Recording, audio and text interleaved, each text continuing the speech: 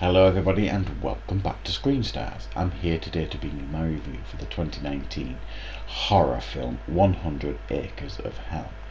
A film that primarily stars the former WWE wrestler Gene Snitsky, who funnily enough actually plays a character called Buck Severs, who is a former professional wrestler in this film, who has taken some time off to, I think, get some injuries to recover or something like that, and he's meeting his four friends to go on a bros weekend. Yes, I'm not kidding there. And this bros weekend that they decide to go on is go out into these woods somewhere, to some place they've been told not to go, clearly, to do some hunting and bonding, drinking alcohol and all that kind of it. But what they don't realise is, even though they do get warned, is that this place they've gone is the lair of the local killer Jeb Tucker, who likes to go around the woods and kill anybody he can find, basically, in wonderfully creative means. And he sets his target on Gene Snitsky and his bros, as well as anybody else that decides to turn up and join in. Yeah, right. This film is not particularly good. Let me just get that out of the way right now, guys.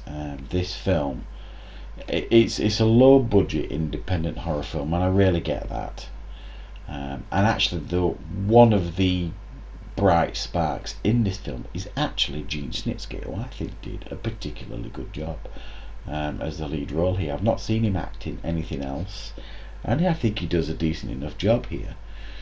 And the relationship between him and his four bros was actually quite believable for the most part, if not terribly cliched. Certainly some of them. You've got the annoying one who thinks he's God's gift to women, who in actual fact is a little slime ball. You've got the other, they're just terribly cliched, but the dynamics between them, you do kind of believe that they are friends. I'm trying to get the positives out of the way here.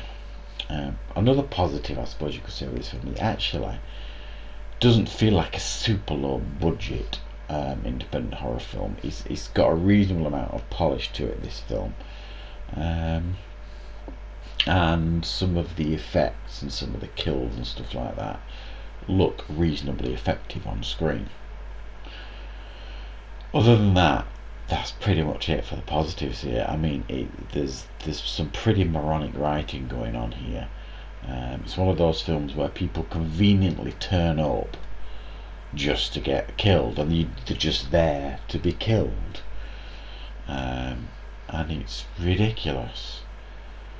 And there's no logic to the kills. If this Jeb Tucker's like this mindless killing machine, he spends the first night killing half the people, and then he leaves the others till, and then they wake up the following morning and wonder where everyone's gone. They go looking for them, and then it gets dark again. Just have it all on one night. Just do it all on one night. You didn't need. It just didn't make any sense why he would leave people alive overnight. You didn't need to. It was just massively frustrating to watch, because we've seen all this stuff so many times before. These sort of films, these slasher type films, master killer type films, whatever you want to call them, they have to do something a little bit different, and this does nothing different. It tries to inject humour here and there that falls flat. There's terribly forgettable characters. The only character for me that stood out was Gene Snitsky's character. He was a mildly interesting character that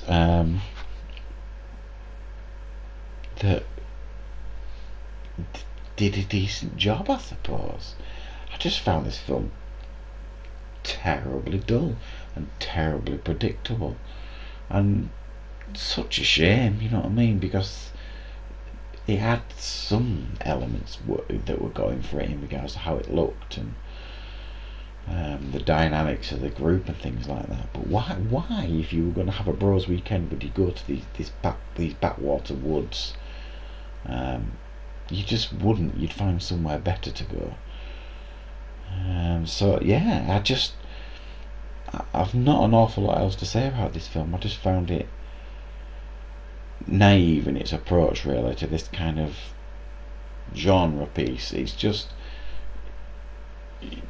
do something a bit more original when you're going to make a film like this. Don't just give us what we've seen before, because we've seen it done before and we've seen it done time and time again far better than this, unfortunately. So the one bright spark here, I think, was Gene Snitsky.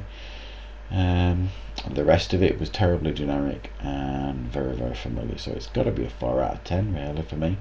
It's just not a particularly good film, unfortunately, and the poster you can see right there has got absolutely no connection to the film. It's one of those films as well. So yep, that's my review for 100 Acres of Hell. Again, that doesn't make any sense either, the title. So thanks for watching, everybody, and of course I'll see you next time for more reviews on Screen Stars.